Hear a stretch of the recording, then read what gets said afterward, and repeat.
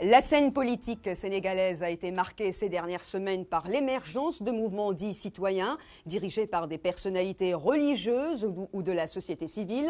Le dernier en date, Louis Jotjotna, qui veut dire « il est urgent d'agir » de l'ex-chef de la diplomatie, Cheikh Tidiane Gadio, celui qui a été remercié après 9 ans de service dans la maison Wade, s'en prend aujourd'hui farouchement à son ancien chef.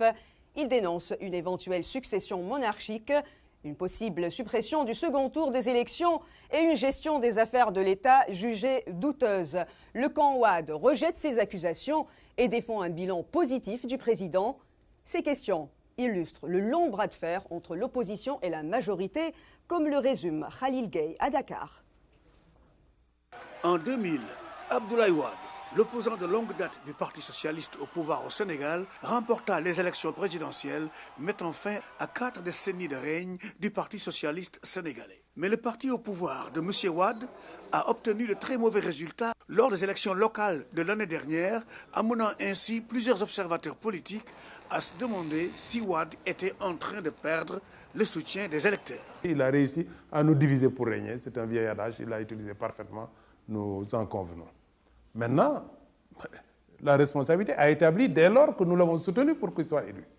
Landing Savané, leader du parti d'opposition And Diouf PADS, a supporté l'élection de Wade il y a 10 ans.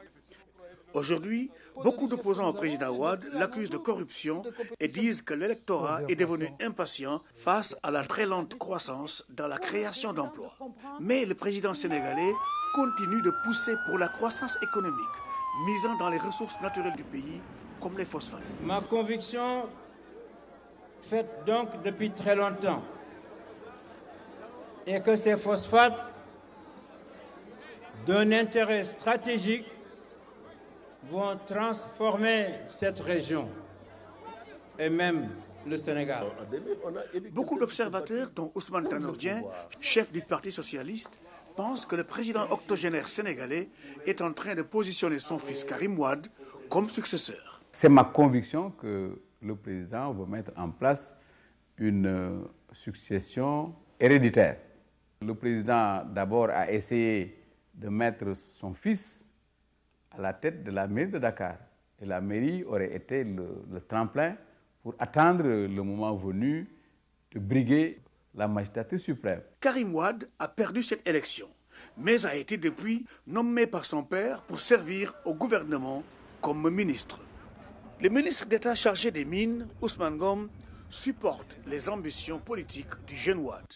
Karim est un Sénégalais comme vous et moi, tout à fait libre et indépendant, qui peut, pourquoi pas, se présenter à l'élection présidentielle et se retrouver en face de son père si celui-ci était candidat.